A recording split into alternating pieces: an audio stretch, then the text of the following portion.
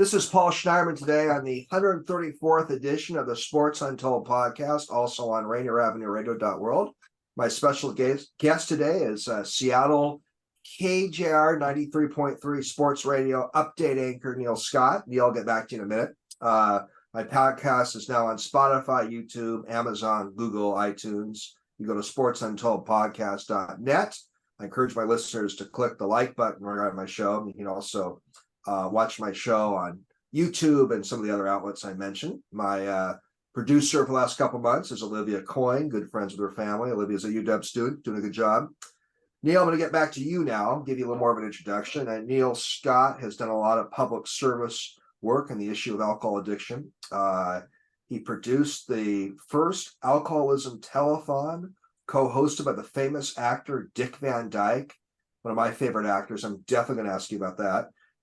Neil has spent about the last 15 years as an update anchor at Seattle's KJR Sports Radio. He covers the Mariners, Huskies, and Seahawks for various radio national networks.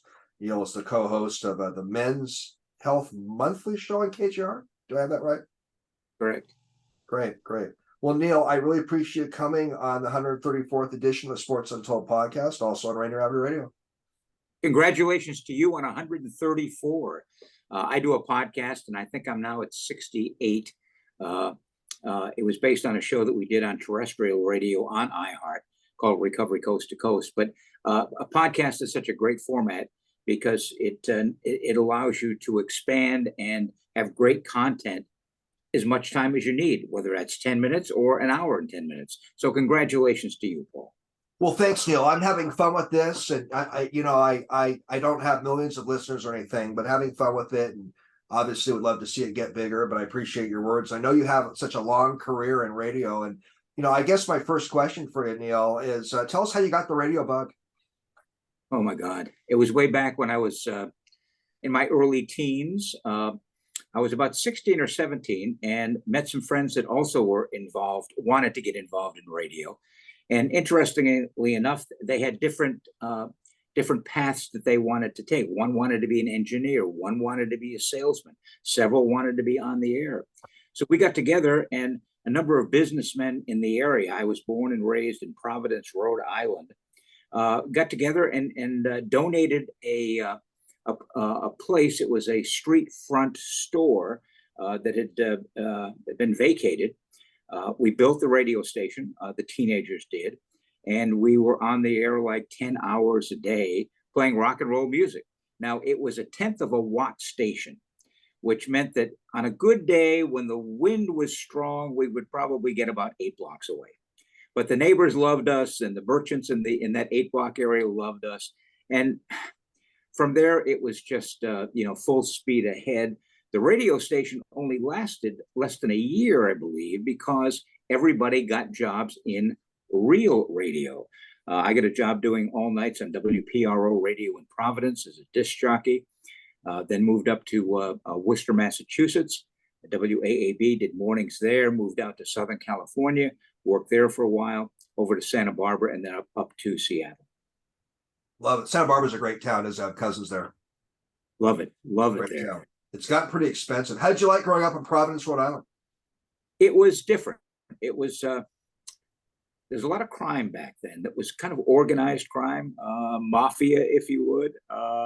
They pretty much ran the city, but it was good. I enjoyed my years in Providence. The joke is the mafia does some good for their communities, right? They do. Actually, they do.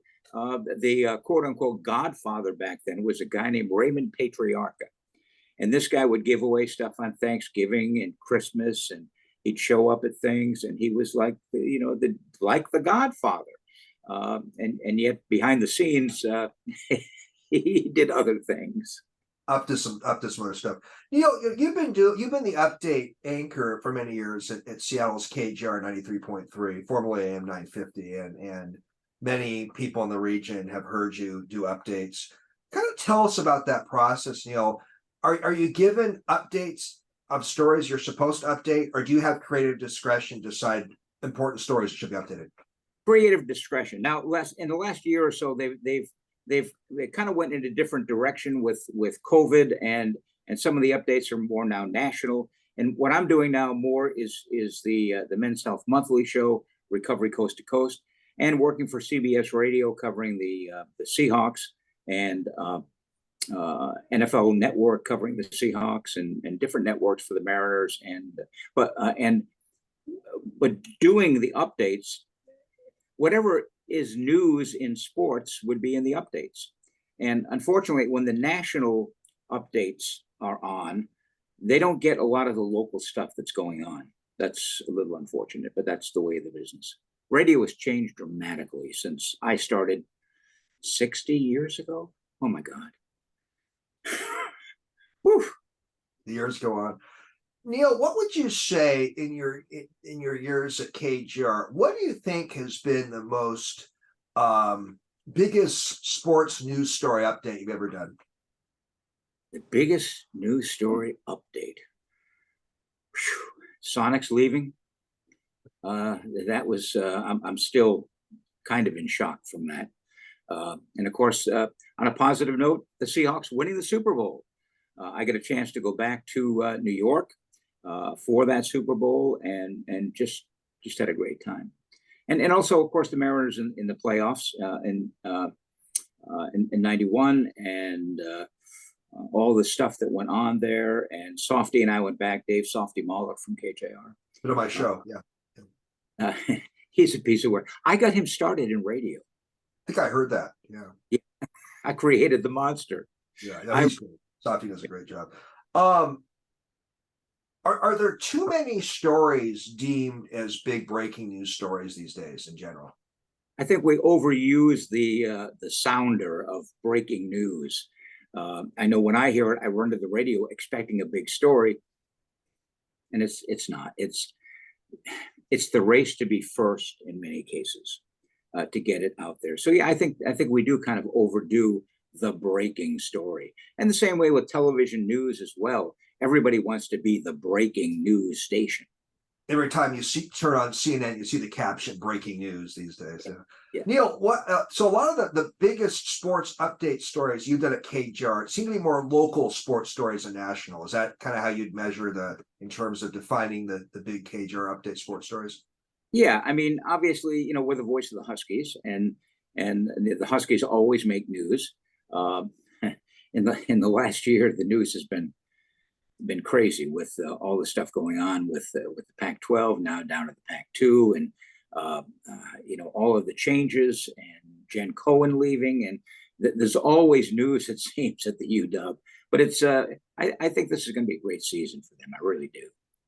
Would you put the story, Neil, of Jen Cohen leaving, in terms of trying to quantify it as an update story? Maybe not as big as the Seahawks Super Bowl, the Mariners playoffs, but definitely a pretty big one, huh? Definitely a pretty big one, based on how long she's been there, and based on where she's going, which is stunning. Now, a lot of people, a lot of my colleagues seem to think, well, she deserves it and it's fine. I'm not sure. Loyalty in sports. I was just taken by her move. I was a little mildly surprised by it, but not shocked by it. Yeah. But I don't know Jen well, but she strikes me as being intrigued with sort of the LA scene. I could see her kind of being fascinated by that scene down there a bit. But anyhow, it'll be go ahead. When the Huskies play USC, and what her feelings will be and where she will be, that's gonna have to be rough for her, I'm sure. Like our friend Softy said, seeing her in a USC colors was a little weird. So yes. Right. Neil, I'm not going to ask you. You can't answer this way if you want. Not necessarily who's the best sports radio host you work with. Who would you say is the most knowledgeable on sports of all the sports radio hosts you've worked with over the years? Most knowledgeable over the years. Oh boy. I'd have to go with Softy. He does his research. He's in it 100%. When I first met him, he was what I call the 5-tool player of radio. He had the passion, he had uh, the the background. He had when he went over to KJR for the first time.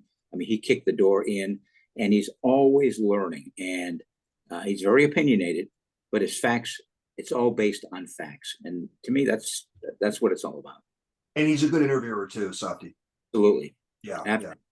And I think our friend and colleague Ian Furness is knowledgeable on various sports topics. Absolutely. And his work on both television and radio, and it's not easy to kind of do both of those at one time.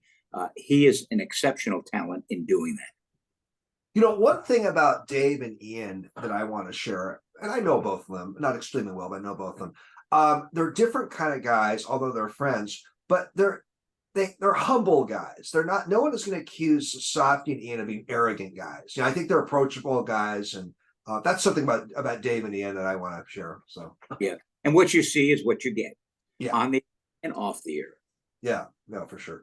So you've done a lot of work in addiction advocacy, and I want to ask you a few questions about alcoholism and your work in it and so forth. A couple of my questions may be a little different, but I'm curious. I sometimes sort of ask some questions, not always successful, but want to kind of ask some questions off the wall sometimes.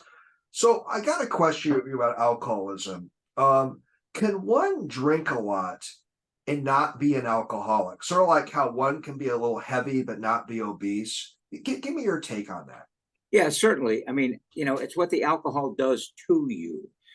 There's some people who can only, some people say, I only drink on weekends. Are they an alcoholic? Well, it depends on what happens on those weekends, what happens when they drink. Alcoholism is a biochemical disease. It's a brain disease. There's a lot of heredity factors that go into it. Nobody grows up saying, I want to be an alcoholic, but it happens. And fortunately, treatment is available. And when people do recover, they become weller than well. I've had the opportunity to interview a tremendous number of individuals, famous and everyday people as well, who should have been dead, Paul. They should have been dead. So alcohol affects people differently. Can people drink too much? Well, sure. If you get a DUI, does that mean you're an alcoholic? No. It could be a matter of choice on that night. There's a lot of factors that go into it. But when alcohol becomes a problem, that's problem drinking. And that's when you need to take a look at the patterns and take a look at what you need to do to reverse that, whether it's a 12-step program like AA, whether that's going into treatment. Some people can stop on their own, and God bless them. Everyone is different, and recovery is different for everyone. I always say the bright side of addiction is recovery, which was the theme that I used for the telethon that I did way back in the 70s. Because when people think of alcoholism, they don't think of the bright side. They think of someone they know who is still sick and suffering. They think of somebody down there at 2nd and Pine. They think of the Skid Row drunk. They think of a family member, a coworker. They don't think of what happens when people find recovery. And there's some great ways to find recovery. Neil, you hear that term sometimes, a functional alcoholic. What's your take on that term? Yep, there are people who can be functional alcoholics. But alcoholism is a progressive disease. And at some point, it's going to get worse, and there are going to be problems, and intervention is going to be necessary. Some people can drink, so I can drink you under the table. I know a lot of people who can do that. But it's going to progress. Alcoholism does not remain static. It's again what alcohol does to you. Can you be functional up to a point? Yes. But once you cross that point, no.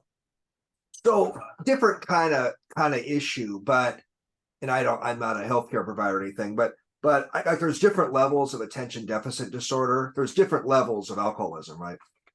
Different types of alcoholism. Right. There's I will tell you this, that both of my parents died from alcoholism. And that's how I kind of wound up in the alcoholism field. I didn't know that my dad died of alcoholism until I was running the National Council on Alcoholism in Santa Barbara. I was told that he died of a cerebral hemorrhage when I was 7 years old, and that was the story. And we had a family reunion. My aunt came down from Palm Springs, and she said, "God damn it, Eileen, if you don't tell him the truth, I will. Your father died going through the DTs at Rhode Island Hospital." Well, you could have knocked me over with a feather, because here I am running the National Council on Alcoholism, and I had no alcoholism in my family that I knew of at the time. And then a year or so later, the more I learned about alcoholism, the more I realized that my mother was an alcoholic. Significantly, Paul, I never saw her drunk a day in her life. But there was never a day in her life where she didn't consume at least a six-pack of beer to maintain that level of functioning. Uh, People would say your mother can't be an alcoholic. She doesn't get in trouble. She doesn't miss time from work, and all of these things. Yet eventually it caught up with her physically. She wound up having distemper marks, and she was rushed to the hospital, and they finally got the alcohol removed from her system. She was in a nursing home for about a month and a half, and one of her roommates had a bottle of wine one night and said, "Eileen, do you want to drink this?" And she drank it, and she died that night. But yet I never saw her drunk a day in her life. So there are different types of alcoholics. They all need recovery. You said you were 7 when your dad died? Must have been hard. Yeah. What are the characteristics, Neil, of a good treatment program for alcohol issues? Number one, staff. There's a lot of ads, very flashy ads about treatment centers that make it sound like you're going to a freaking resort. Well, a treatment center should not be a resort. It should be a staff. It should have credibility. It should have longevity. Do your research if you're looking for a treatment center. There are a number of fine treatment centers in the state of Washington. There's a treatment center over in Yakima that's been doing it for 55 years. How long has a treatment center been in operation? How long has the staff been together? If there's a big turnover in staff, I'd kind of stay away from that treatment center. So a good staff makes a good treatment program. It isn't the swimming pools and the fancy stuff, and there's a ton of those around, and a lot of them are very expensive, but the quality comes from the staff. Good feedback for people who are dealing with that issue. Neil, I read this once or twice, and definitely correct me if I'm wrong, but I've read that some experts believe that alcoholism can be treated by reducing the alcoholic's drink versus complete elimination. What's your take on that? Say that again. I've read that some experts believe that alcoholism can be treated by reducing one's drinking versus total elimination. What's your take on that? Well, I think you're talking about moderation management, and if it's alcoholism, it can't be regulated. It just can't. You can say, okay, I'm only going to have X number of drinks a day or a week. If you exceed that, then there's a problem. And if you don't, maybe you're not an alcoholic. Gotcha. Well, the very beginning, and I mentioned this in the Facebook introduction post I did of this interview. Tell us about the telethon you did with one of my favorite actors, Dick Van Dyke. Tell us about that. Tell us about Dick Van Dyke a bit. I'm intrigued. Dick Van Dyke is a wonderful man. He's still going strong. I think he's almost 98 years old. And I got to think that his recovery had something to do with that. He's a guy in long-term recovery. When I moved to Santa Barbara to run the National Council on Alcoholism, I'd been anchoring the early news in Bakersfield, California, the ABC affiliate. And Bakersfield and Santa Barbara are drastically different environmentally. Bakersfield's kind of in the desert, and Santa Barbara's, paradise. I always wanted to move to Santa Barbara. So they offered this job, and I said, well, I'm not an alcoholic. I don't know anything about it. And they said, we want you for your media skills. So they brought me in, they offered me the job, and I decided to take it because partly it was in Santa Barbara. And they said, you can think outside the box. Being a nonprofit organization, they needed to raise money. And I said, why not a telethon? And people looked at me like I had two heads. A telethon for alcoholism? What, are you going to have a poster drunk? And this was back in the time of the Jerry Lewis telethon and all of that, where quote unquote legitimate diseases were having telethons. And I said, this is where I come up with the concept of the bright side of addiction is recovery.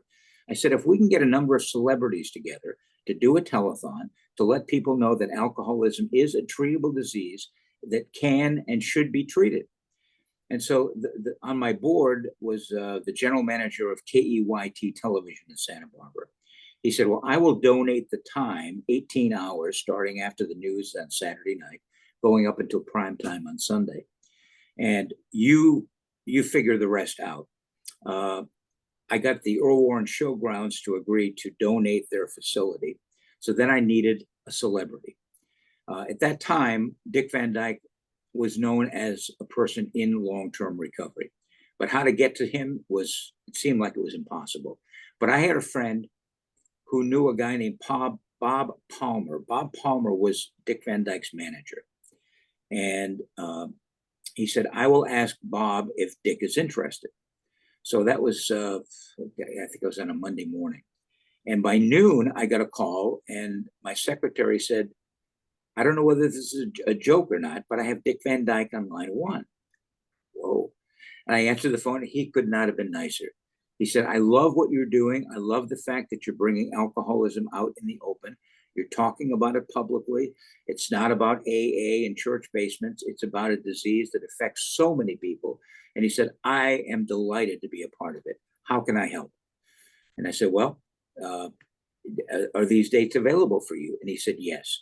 And he said, if you need other celebrities, don't be shy. Tell them that, I suggested that you call them. And it's pretty difficult getting to celebrities. You can get to their, the people who manage them, and they're paid to keep people like me away from them. But if you get to them individually. So I contacted a couple of producers in LA that were doing telethons for other diseases. And I said, can I come around and hang out backstage and just, pick off your celebrities? They're already here for you, so I'm not, taking them away from you. And he said, sure. So I went down, and there was one particular telethon that Dennis James was hosting. And there were a lot of high-profile people, including Frank Sinatra. Well, Frank Sinatra came in backstage with a bunch of bodyguards, not surprising. And when a lot of people came in backstage, everybody gravitated to them. But with Sinatra, everybody kind of backed away. Well, I had more guts than brains, and I probably still do. So I went up to him and I said, Mr. Sinatra, my name is Neil Scott. I run the National Council on Alcoholism in Santa Barbara. We're having a telethon, and I would love to have you be a part of it if you're available. And he looked at me and he said, who put you up to this? He said, is this a freaking joke? He said, come on, a telethon for alcoholism? You got to be crazy. This is a joke, isn't it? I said, no, it isn't. And he said, a lot of people think I have an alcohol problem. What is an alcoholic? So suddenly I'm standing there talking to Dick Van Dyke about alcoholism. So I'd given him my card, and all of a sudden he got called on stage. He did a couple of songs and they ushered him out. I didn't hear any more after that until about a month before the telethon. I got a call from a guy named Fred Skidmore. He was Frank Sinatra's agent. And he said, Mr. Sinatra asked me to give you a call. We're going to be in Las Vegas that weekend. We could probably take a helicopter and get over to Santa Barbara. We won't know until the very last minute. It probably will be in the middle of the night after he finishes his gig at the Sands or wherever he was.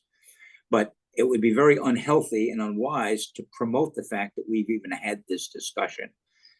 I need to know where I can get a hold of you 24/7 in the days preceding the event. And, if he shows up, great. I need to know where we can land a helicopter, security, and all those things. Bottom line, he did not show up. But a month later, we received a check in the mail with a little note saying, I hope this helps. Sorry, I couldn't make your telethon. You've interacted, not too many people in this world have interacted with Dick Van Dyke and Frank Sinatra. I know it. And Dick Van Dyke went on to do a number of things in the field. He was involved with an event I was a part of a year later called Operation Understanding, where 50 prominent people got together in Washington, D.C., people who were celebrities, in the mainstream and people who are celebrities in their own sphere of influence. One of those was James Kemper from Kemper Insurance, and there were judges and there were police officials and businessmen. But celebrity-wise, it was Dick Van Dyke, it was Dana Andrews, it was former Senator Harold Hughes, Congressman Wilbur Mills, who stood up and publicly said, I'm not ashamed of being an alcoholic. I've gotten treatment, I'm in recovery, and if you've got a problem, you need to do that as well. And Dick Van Dyke led the way on that. And it opened the door for so many others, including Betty Ford. I did an interview with Betty Ford that I recently found from 41 years ago. I used on a recent podcast. And she talked about how Dick Van Dyke was very instrumental. And she thought, if he can stand up and not be embarrassed and talk about his alcoholism, maybe I can too. So he's been very inspirational. I want to ask you about Betty Ford in a minute. By the way, our colleague Brian Apker told me that Will Scott has the best stories. So I think you're getting that here. Co-host of Recovery Coast to Coast, worked with him at KJR. What a talent. I love that man. Yeah. Well, I want to ask you, is Dick Van Dyke as affable as he seems? Absolutely. And on screen as well as off screen. I mean, that is just who he is. Just a wonderful, very giving, very genuine person. Married a woman about 45 years younger than him. He has a much younger wife, about my age, so it seems like a fun guy to spend time with. What did you like Betty Ford? I love Betty Ford. I met her originally in England. I'd flown over there to set up a cover story for a magazine I was editing called Alcoholism and Addiction Magazine. And she had invited me to her home in Palm Desert. And at the time, she was only sober, maybe a year or two. This was before the Betty Ford Center. And we spent about 45 minutes in her living room talking about what happened, what it was like, what happened, and what it's like now, how she went into treatment, what happened with the family, the intervention that was done with her in the very room that we were sitting in. And it was kind of funny because at the end of the interview, and I did not do it for radio, I did it for print, but I had the recorder running for background. And it was good enough that I was able to use it on a recent podcast. About 45 minutes into it, I heard the door open and close, and I heard this voice down the hall saying, "Honey, I'm home." And it was President Ford. And he came in and we were talking, and he said, "Well, I'm going to go for a swim now, honey. We'll talk when this is over." And so she was just delightful. And again, another one who has helped so many with her honesty, with her integrity, and with her passion for recovery. And you were able to spend a couple minutes with President Ford too. Yes, indeed. Yeah. And he seemed like an affable man as well. He was wonderful, but so much different from Jimmy Carter. I also met Jimmy Carter. I went to I did the story on his brother, Billy. Now, Billy Carter, I'm sure a lot of younger people don't even know what that name signifies, but he was the brother to President Carter. He was an active alcoholic. He ran a gas station in Plains, Georgia, had his own line of beer, Billy Beer. And at the height of his alcoholism, he was, negotiating with the Libyans and, urinating on the runways, and he was just out of control. He eventually sobered up, and he was sober about 12 years, and he developed pancreatic cancer. And his wife called a friend in Southern California and wanted someone to do the final story on Billy. And so they contacted me, and I flew down to Plains, Georgia. So Billy was pretty sick at the time.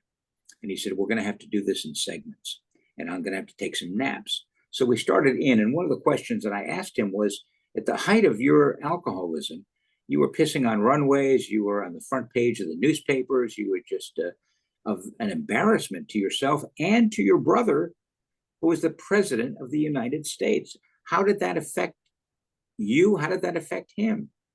And he said, "Sybil," that's his wife, "Sybil, honey, go call Jimmy and have Jimmy come over here and talk to Neil." Well, I thought Jimmy lived in Atlanta. And suddenly in walks President Carter. He's wearing a pullover shirt and a pair of jeans. And I said, Mr. President. He goes, no, it's just Jimmy, just Jimmy. And it was such a difference from the Ford home. With Jimmy, he was within a matter of 5 minutes, Paul, he was just a good old boy from Georgia. And he said, at the height of my administration, we had a news conference and gas prices were in the tank. We were having trouble with the economy. I was trying to get the hostages out of Iran. We had a news conference and everything, all of the questions were about Billy Carter's drinking, my brother's drinking. He said, I've got that in my presidential papers, if that would be helpful. I said, sure. He said, well, come on over to my house. So we walk out the kitchen door and down a walkway and through a fenced area into President Carter's home, into his office. And he said, give me a minute. And he finds it and he pulls it out and he hands it to me. He said, just get this back to me when you're done with it.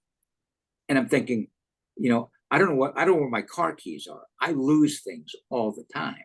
I spill coffee on things all the time.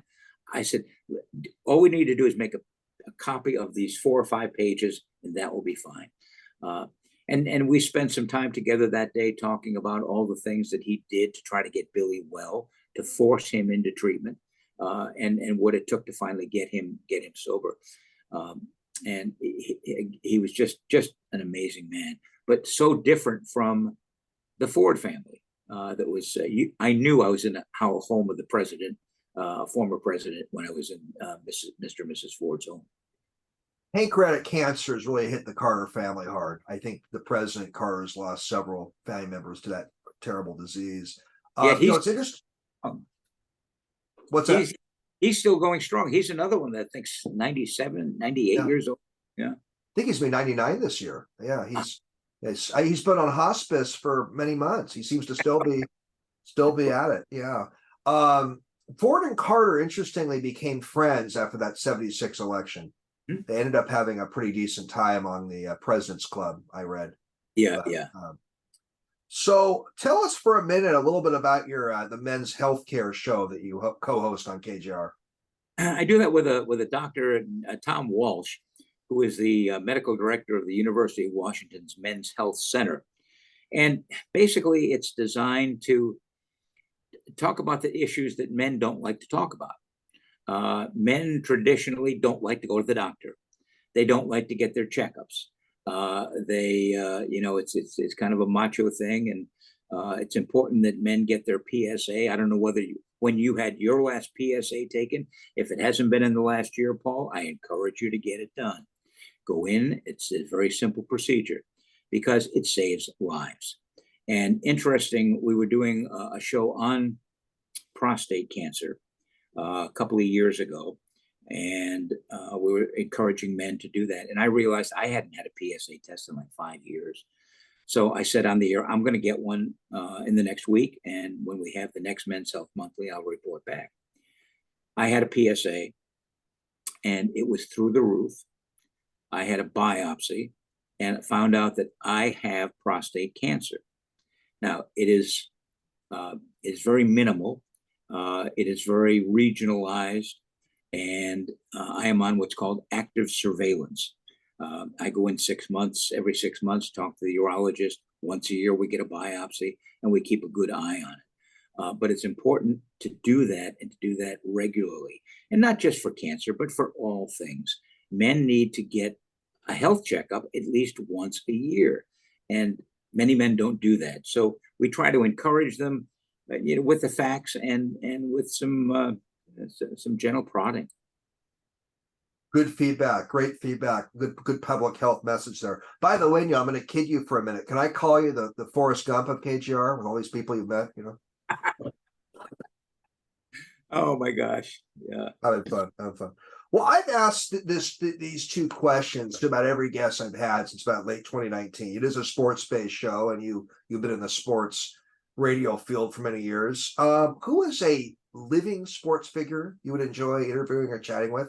Can be a general manager, an owner, a player, someone who's still with us you would find fascinating to talk to. And who's a deceased sports figure in history you would have loved to have interviewed or spent time with? Babe Ruth. I did interview the first baseball game I ever went to was Ted Williams' last game, and he had a home run in his last at bat. He had a bad relationship with the fans, and they always booed him, and he didn't come out for a curtain call, and he was pretty much known as kind of an asshole. But he was my asshole. He was my hero, and he always was a hero. Fast forward to about 1990, the All-Star game in San Diego. I was working for ESPN Radio, and they had the old timers game then. They don't do that anymore because they don't want people's last view of their heroes as people who can't even bend over and pick up a ground ball. But they had that. And before the game started, Ted Williams was the honorary captain. They were dedicating a freeway in his honor in San Diego. And so he was the focal point. And so ESPN said, if you can get 5 or 10 minutes with Ted Williams, that'd be awesome. So I had to wait in the pecking order of the TV people and the beat writers, and then radio comes in last. So I went up to him, and I was scared to death because of his reputation, and I figured he's going to blow me off. And I introduced myself, and I said, "Is there any way I can get about 5 minutes with you, just real quick, and ask a few questions?" And he couldn't have been nicer. He said, "Yeah, come on over to the dugout. Let's do whatever in the dugout where we won't be bothered." So we went off the field, went in the dugout. Meanwhile, the clock's ticking. The game's going to start soon. They're getting ready on the field. And another player comes and sits next to me in the dugout on my left. I don't know who it is. I can't turn because I'm facing to the right with Ted Williams. And the guy waves at Willie Mays, who is the honorary captain of the National League, across the field. Willie trots across to say hello to whoever it was that's sitting next to me. And just about that time, I wrap up the interview. The announcer says, "Ladies and gentlemen, please stand for the national anthem." We all stand. Willie Mays is on the top step of the dugout. To my right is Ted Williams. Paul, to my left, Joe DiMaggio. Wow. I was this triangle of the greatest. So I have met my greatest heroes in doing that. Who I would like to talk to now? Does it have to be baseball? Could it be? No. It could be a sports executive, someone in the sports world that's still with us. You would enjoy spending time with an owner, a general manager, an agent, whoever, player. Jeff Smulyan. And what he did, with the Mariners and the ownership and that whole history, I find that fascinating. Smulyan was one of my recent guests. Really? Very interesting guy to talk to, and I liked him personally. He gave his narrative and what happened. By the way, he answered the deceased sports figure he would love to have spent time with is Ted Williams. That was Jeff's answer. Really? That question just a couple weeks ago. He also, I think, mentioned Willie Mays as the living sports figure he'd like to spend time with. Yeah, so you'd put Ruth and Williams, combination of those guys, as the deceased sports figures, and and Jeff Smulyan would be the living sports figure you'd find most interesting to spend time with. Yeah. Maybe get him on your podcast. He's a pretty approachable guy. I found him very approachable in my chat with him a couple weeks ago. Wow, I didn't see the Jeff Smulyan answer coming. That's fun. That's fun. Neil, you had a long career in radio. Who is a living person in the radio media field that you'd love to interview or spend time with? And who's a deceased person in the radio media field you would have loved to have interviewed or spent time with? Well, one guy I did spend time with was my hero growing up, and that was Vin Scully. And I had the opportunity to meet Vin the first time the Dodgers came through. Mariners were playing in the Kingdome, and I went up to the booth, and again, the guy could not have been nicer. I had a picture taken with him. In fact, it's right here on my. See that or not? Oh, love it! Great, love it. I got and he spent time with me and brought me into the booth, and just. It was a thrill to do that. As far as those that are still alive, Bob Uecker. I've never met Bob Uecker, and would love to spend some time with him. Great names. About a week before Vin Scully died last year, I had the Kraken TV broadcaster on, John Forsland. Heck of a nice guy. And John said the living sports figure he'd like to spend time with has been Scully, right before Scully passed. So his name's come up now a couple times on this show. Great answers. Well, I had Greg Lewis on my show last week, and we talked on everything imaginable about Husky football. I know you cover them for a radio network. What is your take on all this conference shuffling? What's the Neil Scott take and everything going on? On the conference shuffling? Yeah. Change is hard. And I'm having a hard time keeping up with all of it. I think we saw this come with the NIL, with the transfer portal, with the various changes going on. I think you have to wait and see. The Huskies being in the Pac-10, I think, is awesome. Hopefully it will be awesome. They may be the small fish in the big sea. Competitive, competition for recruiting is going to be intense. It'll certainly be interesting. I just feel so bad for Wazoo and for Oregon State. They're kind of left out. I'm not sure where they're going to go, or if they're going to go, or what that's going to look like. I've been a big fan of the Pac-8, the Pac-10, the Pac-12, and now I guess the Pac-2. I don't like it, but the networks run college football. Money talks and bullshit walks, and it's a shame, but that's the way it is.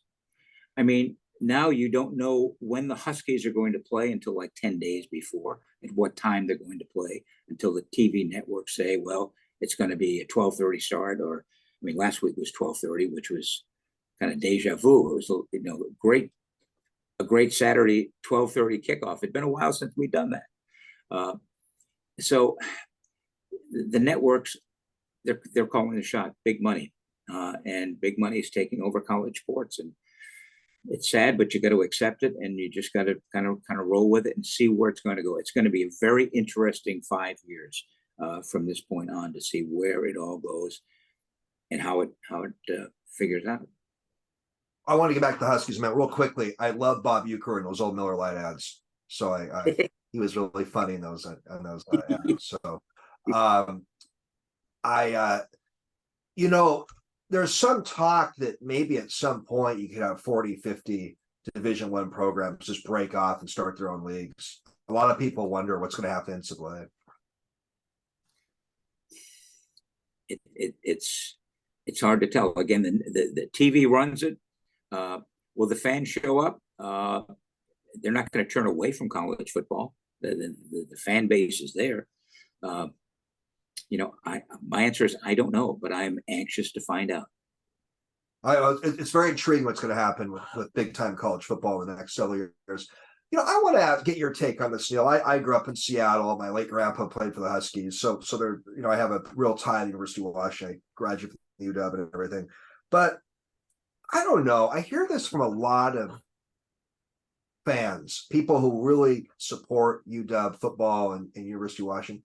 People don't seem to be enjoying the games as much as they used to. Part of it's the timing of the games, part of it's the prices. I'm just not the enthusiasm barometer, even though Huskies have a good team this year.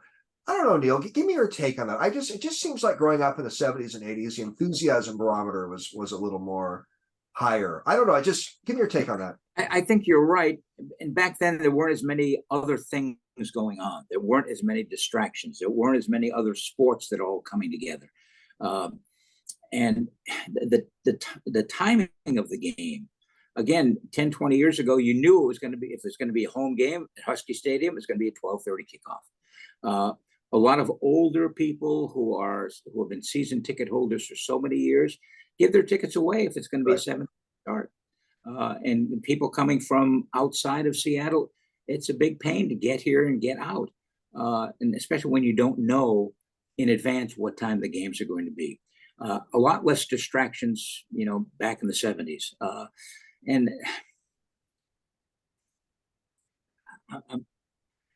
there's no answer to it. There's more things to do now. People, even with the internet and events going on around town, people's almost their uh, gosh, their intensity, I guess. People can't follow it along as closely. And even look in the stands, and there doesn't seem to be the kind of excitement that I used to see back in the 70s. Neil, you've seen a lot of the country. Is Husky Stadium the nicest college football stadium you've seen? Greatest setting in football sport, in major college sports. Absolutely. It really is a nice setting. That last Saturday up in the press box, looking down and saying, man, this is it. Neil, you covered the Seahawks. Any thoughts on 2023 squad? Sure looks good on paper, but it ain't played on paper.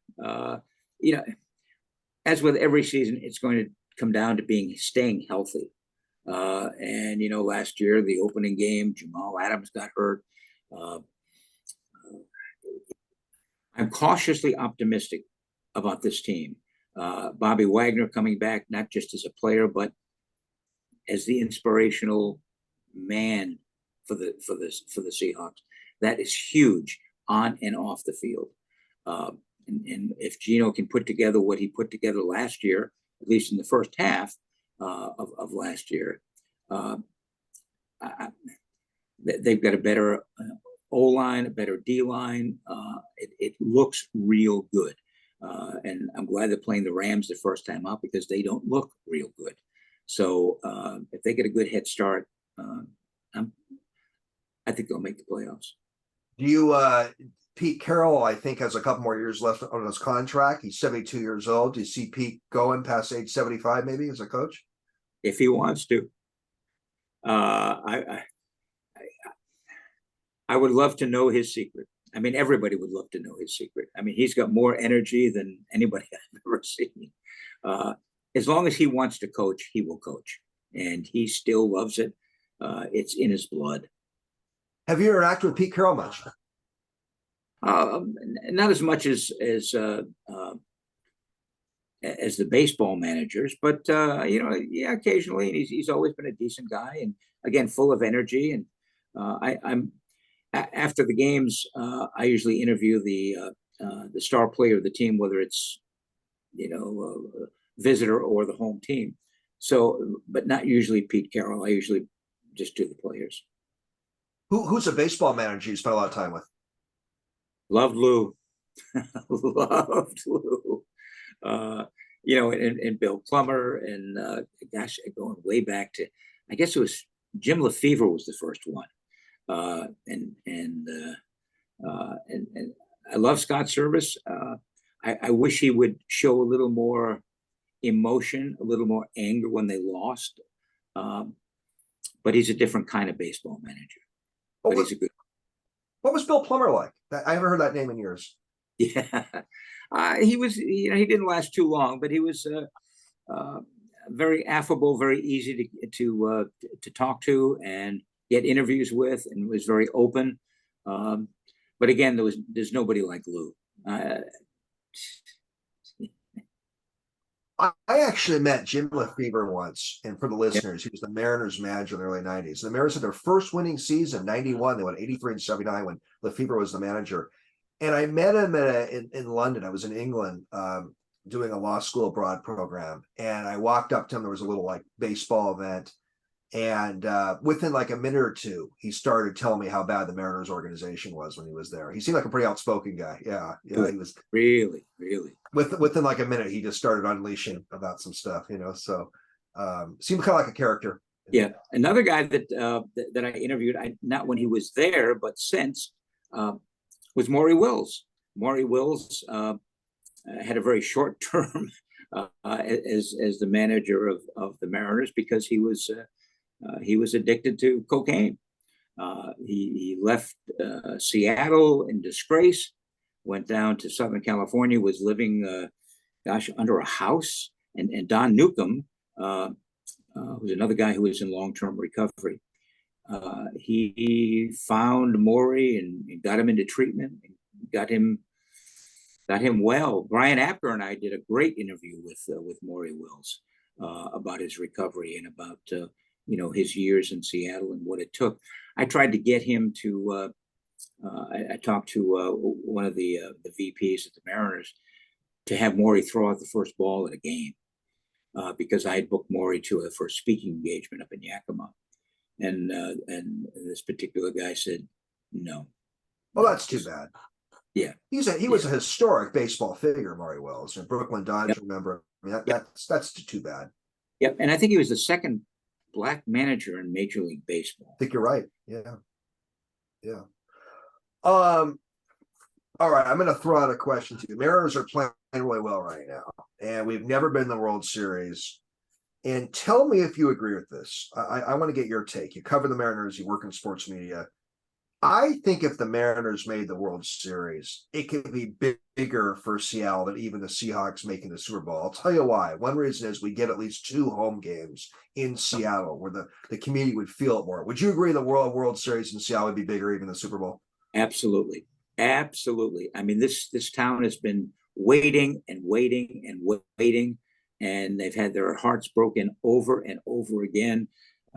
They have come close to getting into the playoffs, but a World Series, this town will be turned on its ear. Yeah, it would be bigger than the Super Bowl. I think so too. I'd be bigger than an NBA championship, bigger than a Stanley Cup. All those things are fun, but I think if some of the World Series, I think would just be this town would be almost would almost stop for a while, you know. Yeah. Well, Neil, what a great chat. I'm so glad you came on. And what is in the future for Neil Scott? Just keep doing what I'm doing. Keep running. I have a daily running streak. Right now, it's 40 days without missing a day. Oh, but good. So March 26th of this year, I had 8 weeks short of 20 years without missing a day. And then I had an unfortunate fall in Kirkland where I broke my clavicle, 8 ribs, fractured 2 vertebrae, and punctured my lung for good measure, and spent time in Harborview. And so that ended that streak. But I love to run. I'm a daily runner, and that just keeps me going. Neil, what a great hour. Really appreciate doing this. You and I will be in touch. Thank you, Paul. A lot of fun. On all of the work that you're doing on the podcast, and keep going strong. Thanks, Neil. Means a lot to me. Thanks for sharing that.